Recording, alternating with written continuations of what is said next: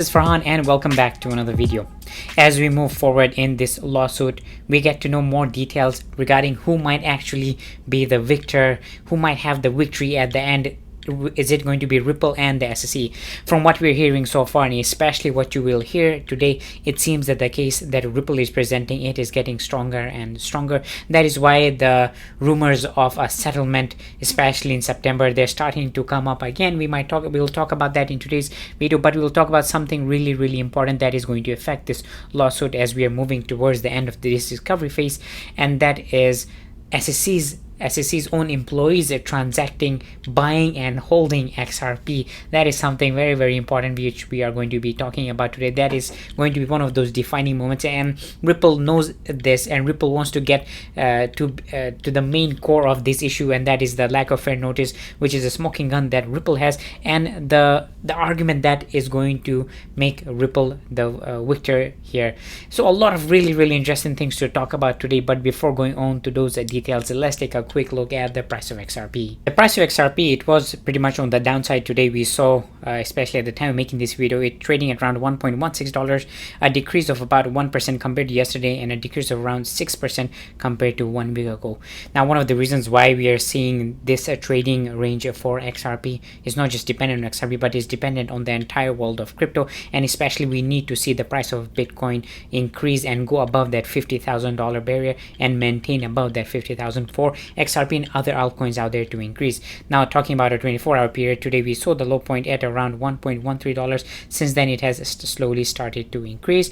And now talking about the daily summary here, the summary stands at a neutral point, moving averages by and technical indicators at a strong sell, and RSI is at a buy position. So the major difference here is compared to a couple of days back where the summary it was at a buy or a strong buy. Well, it has shifted to a neutral position, and this was something to be expected because I talked about it in some of my previous videos, and I said that if the price of XRP needs to maintain above the $1.25, $1.26 for us to see a major price increase for XRP. But if it fails to go and if it fails below the $1.18, then we might see a sell-off, and it seems that it is trading within that range. So that is why we have a neutral summary here.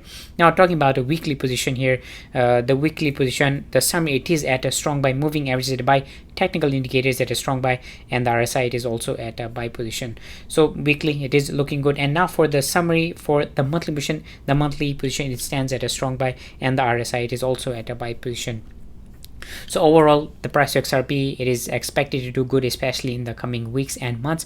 But for the daily summary here, we are expecting to see somewhat of a neutral point. We are not expecting any major momentum with the price of XRP, but obviously this can change dependent on this lawsuit and also the overall world of crypto. Now let's talk about this absolutely huge blow to the SEC from Ripple.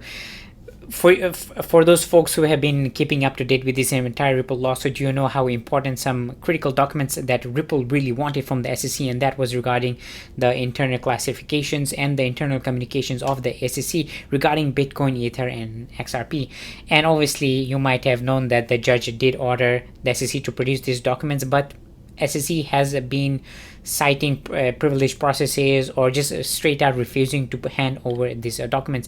And today, Ripple went again to the judge. They sent a letter to the judge talking exactly this thing, but in more detail, and asking SEC employees whether they held any XRP or not. As they have put it, specifically, defendants seek production of anonymized documents reflecting trading clearance decisions with regard to XRP, Bitcoin, and Ether. Also, defendants also seek certifications concerning SEC employees' XRP holdings. So basically, Ripple wants to know if anybody within the SEC, any SEC employee, they actually held any XRP. And from the past, what we are starting to know is that SEC provided this document regarding trading policies within the SEC, and in that, which Ripple talked about it today, they had something very interesting, and that is here. The policy shows that until January 19, 2018, the SEC had not adapted or imposed any policy restricting SEC employees from trading in digital assets.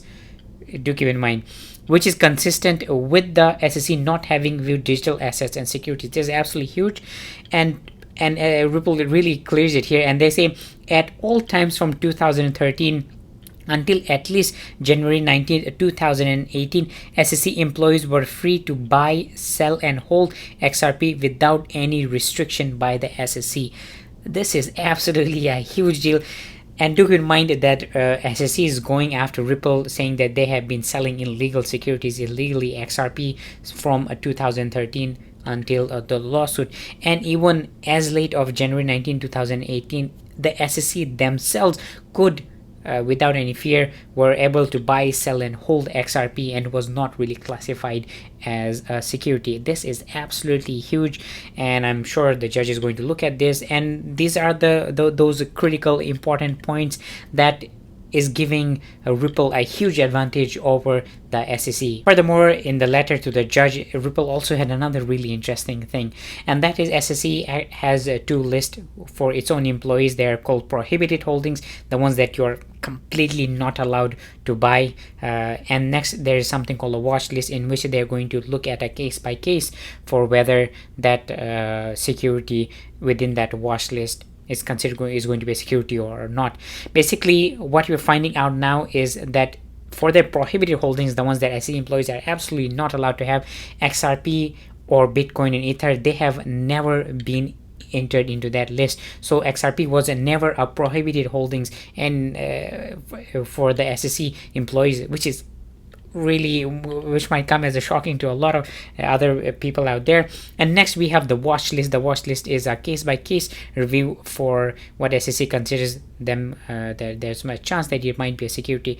And this watch list, XRP was first added to this watch list on April 13th, 2018.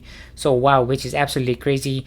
And for many years, from 2013 and until 2018, April of 2018, people, SEC employees themselves, they could have bought and held XRP, and it only on April 13, 2018, it was added to this watch list.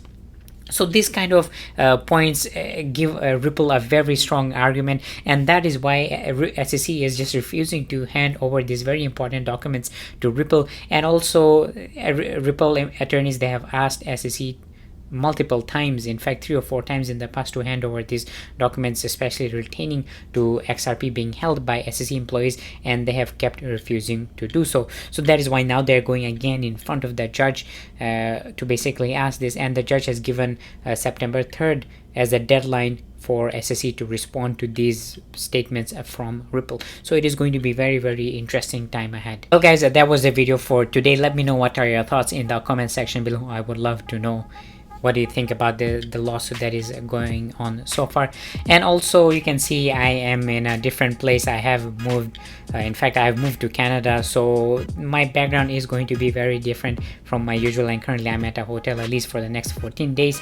So expect this background in the coming videos, but I'll still keep you guys updated on everything latest coming from the world of crypto. So make sure you're subscribed for that. And as always, thank you for watching this video, and I will see you next time.